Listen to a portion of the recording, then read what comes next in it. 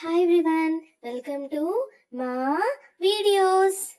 ఈరోజు మనం పాతకాలం నాటి తెలంగాణ స్పెషల్ బ్రేక్ఫాస్ట్ జంతికల రెసిపీ చూద్దాం. దానికోసం ముందుగా శనగపప్పుని నానబెట్టుకోవాలి. నానబెట్టిన శనగపప్పుని బరకగా గ్రైండ్ చేసుకోవాలి. జంతికల కోసం మనం బియ్యం పిండిని వాటర్ని 1:1 రేషియోలో తీసుకోవాలి. ఈ వీడియోలో నేను ఇద్దరికి సరిపోయేలా ఒక గ్లాస్ బియ్యం పిండిని తీసుకున్నాను. గ్లాస్ వాటర్ని మరిగించి బియ్యం పిండిలో ఉండలు లేకుండా మెత్తగా ముద్దగా కలపాలి. ఇలా పిండిని తయారు చేసుకున్న తర్వాత ఇప్పుడు ఆవిరిపై ఉడికించడానికి గిన్నెలో కొన్ని వాటర్ తీసుకొని దానిపైన పిండికి ఆవిరి తగిలేలా గిన్నెను పెట్టాలి.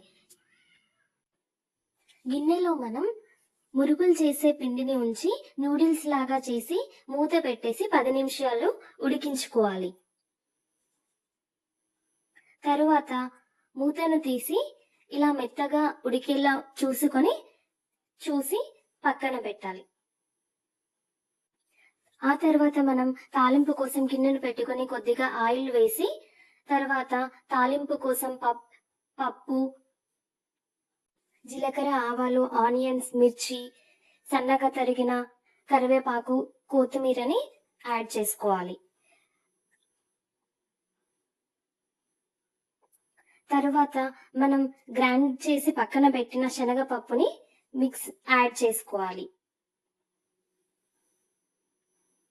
ఈ మిశ్రమాన్ని క్రిస్పీగా అయ్యేంత వరకు ఆయిల్ వేస్తూ వేయించుతూ తగినంత సాల్ట్ని యాడ్ చేయాలి.